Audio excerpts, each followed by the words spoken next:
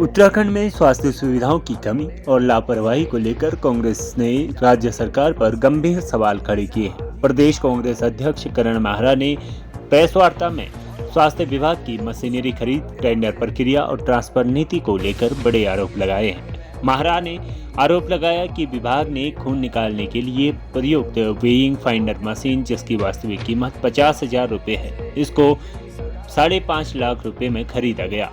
इसके अलावा CT scan और एमआरआई मशीनों की खरीद प्रक्रिया में भी भारी गड़बड़ी बताई जा रही है।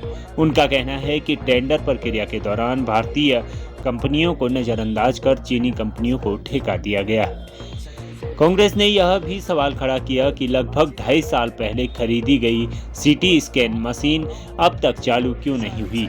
वहीं केदारनाथ और बद्रीनाथ के लिए करोड़ों रुपए खर्च कर खरीदे गए स्वास्थ्य उपकरण धूल फांक रहे हैं। वहीं पूर्व प्रदेश अध्यक्ष गणेश गोदियाल ने विभाग की ट्रांसफर प्रक्रिया को लेकर गंभीर सवाल खड़े किए। इसे मनमानी उन्होंने करार दिया है। कांग्रेस नेताओं ने सरकार से मांग की कि यदि उनके आरोप सही हैं तो यह करदाताओं के साथ धोखा और बड़े स्तर पर घोटाला है। इस प्रदेश में स्वास्थ्य विभाग को लेकर बहुत सारी ऐसी जानकारियां मेरे पास हैं, जिनमें से आधी मैं आज आपको दे रहा हूं और आधी मैं कुछ समय बाद फिर आपसे मुखातिब होऊंगा, क्योंकि हम कुछ इन्वेस्टिगेशन में लगे हुए हैं। कुछ कागजातों की बिना बात करना ठीक नहीं होता। आप जानते होंगे कि जब राज्य में जब से बीजेपी की सरकार आई है, बाहर के ठेकेदारों की बाढ़ आ गई है। हर विभाग में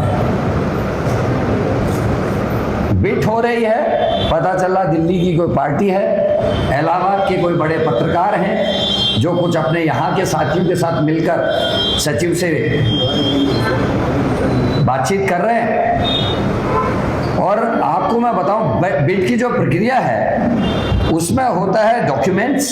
सबसे पहले बिटकर्ता के डॉक्यूमेंट्स चेक किए जाते हैं, उसके बाद डेमो मशीन किया जाता है। कोई भी मशीन की अगर खरीदारी होती है स्वास्थ्य विभाग में तो उसका डेमो किया जाता है, और उस डेमो के बाद अगर वो पास हो जाती है तब फिर जो स्टेक लगी है, मतलब जो फाइनेंस का मामला है कि कितने में वो देने वाला है उस मशीन को, इसको जांचने के बाद वो टेंडर उसको अलॉट किया जाता है।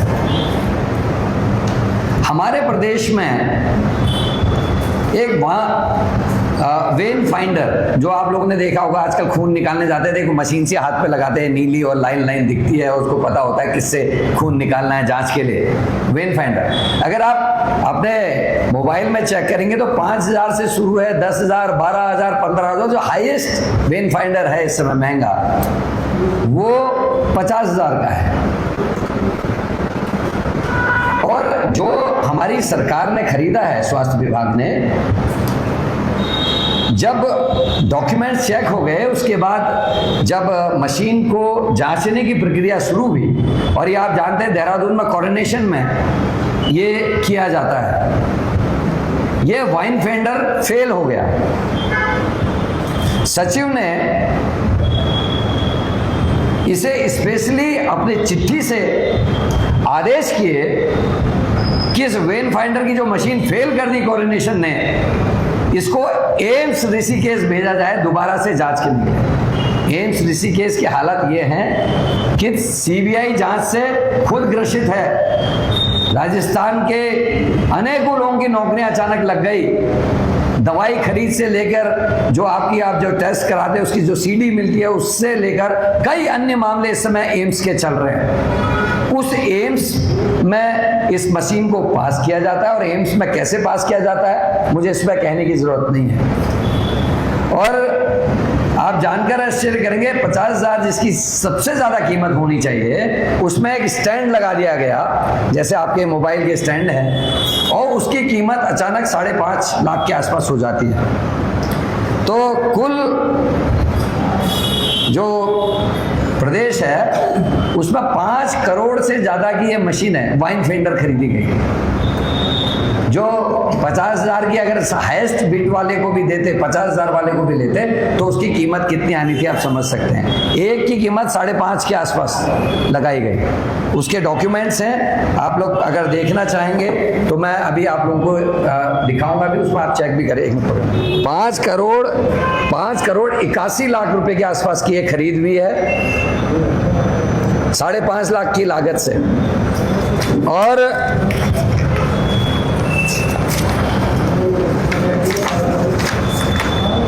ये वेन जो डिटेक्टर है आपका वेन फाइंडर, उसमें एक ये स्टैंड लगा दिया गया है खाली।